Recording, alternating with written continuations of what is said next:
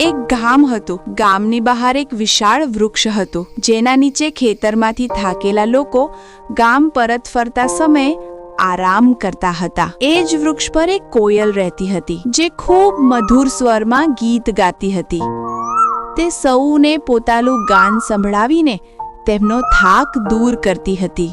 એક દિવસ એક શિકારી તે વૃક્ષ નીચે આવ્યો અને કોયલને પકડી લીધી. પછી એ જ વૃક્ષ નીચે બેસી ગયો. હવે કોયલે શિકારીને એટલું મધુર ગીત ગાયું કે શિકારી ઊંઘી ગયો. પછી કોયલ ઝાડ તોડવાનો પ્રયત્ન કરવા લાગી, પરંતુ તે ઝાડ તોડી શકી નહીં. એટલામાં ત્યાંથી એક ઉંદર પસાર થઈ રહ્યો હતો.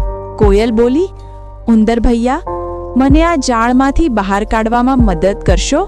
ઉંદર ખૂબ દયાળુ હતો. તેણે પૂછ્યું, બતાવો, શું મદદ કરું? કોયલ બોલી, આ ઝાડ કાપી દો, જેથી હું બહાર આવી શકું. ઉંદર ઝાડ કાપવા લાગ્યો અને અંતે તેણે કોયલને મુક્ત કરી દીધી. જ્યારે કોયલ મુક્ત થઈ ગઈ ત્યારે તેણે ઉંદરને એક મીઠું પ્રેમાળ ગીત સંભળાવ્યું. જ્યારે શિકારી જાગ્યો ત્યારે તેણે જોયું કે ઝાડ કાપી નાખવામાં આવેલી છે અને કોયલ પણ નથી. તે દુઃખી થઈને ઘરે ચાલ્યો ગયો. આ કહાની પરથી આપણને એવું શીખવા મળે છે કે પોતાનામાં જો કોઈનામાં ના હોય એવી ખૂબી હોય અને એનાથી લોકોનું સારું થતું હોય તો તમારામાં આવેલી મુશ્કેલી ટળી જતી હોય છે કરેલા કામની. મિત્રો, બસ વિડીયોમાં આટલું જ.